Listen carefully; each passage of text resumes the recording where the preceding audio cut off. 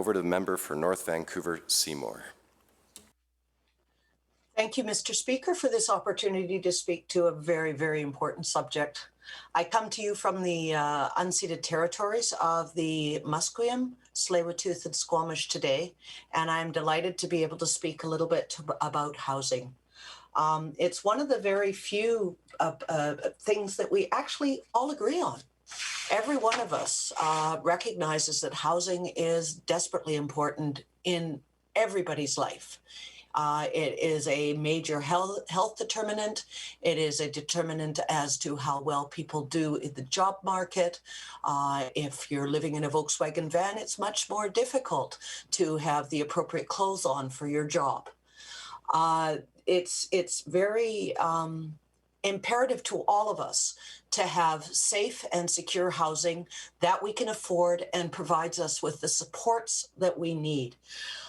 We've got data all over the place. We've had lots of opportunities to read reports and everything else. And this data, every one of those data points represents a person.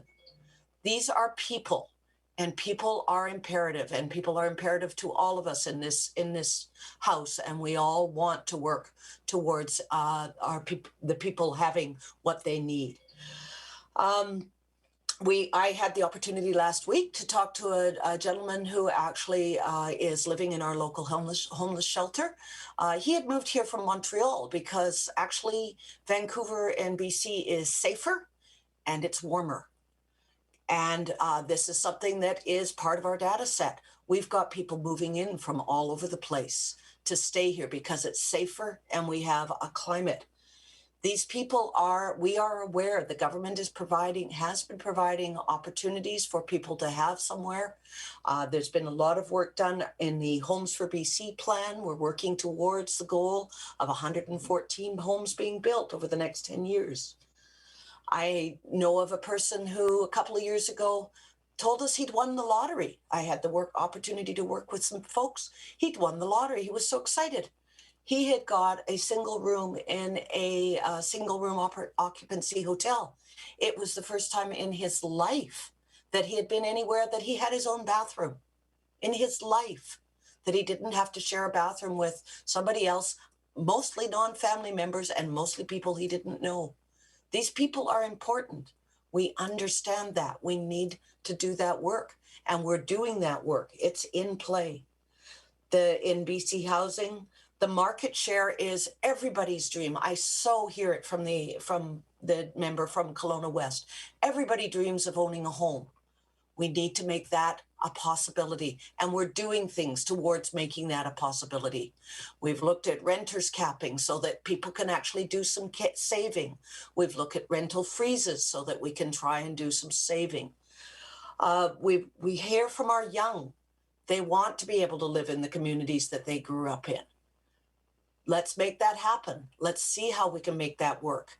We've got housing units coming together in various different communities that are looking towards multi-generational, accommodating our seniors, accommodating our young families, accommodating our folks that are not necessarily within the average definition. We are looking towards doing many, many different things. The speculation and vacancy tax, that brought much more housing onto the market to make it available for renting. Good start. Much more to do. Recognize that. There are so many things that we can do, so many things that we should do, so many things we could do, and we will get on to some of those things and maybe all of those things. However, we've got to work together. I'm proud to be part of a government that is using its heart, its mind, and its feet to get this work done, and to work together and work forward so that we can provide the best opportunities for our folks. And we can only do it by listening together, working together, and providing together to meet the needs of our people. And I appreciate this opportunity to speak. Thank you, Mr. Speaker.